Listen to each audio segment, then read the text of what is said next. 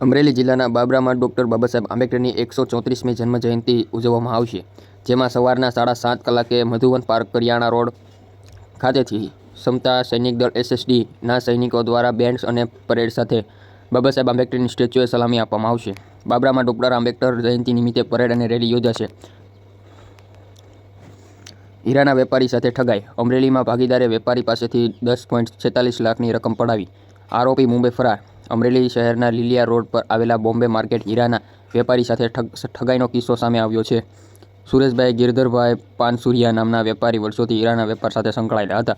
તેની સાથે 10.46 લાખની રકમ પડાવીને આરોપી ફરાર મુંબઈ થઈ ગયેલો છે. સાવરકુંડલાના વોર્ડ નંબર 1 GUDC ગટર લાઇનનું કામ શરૂ. સાવરકુંડલા લીલિયાના ધારાસભ્ય મહેશભાઈ કસવાલાના માર્ગદર્શન હેઠળ વોર્ડ નંબર 1માં આવેલી શિવલીલા સોસાયટી ખાતે GUDC ગટર લાઇન ખાતે મુહૂર્ત નગરપાલિકા પ્રમુખ મેહુલભાઈ ત્રિવેદીનું કર્યું હતું.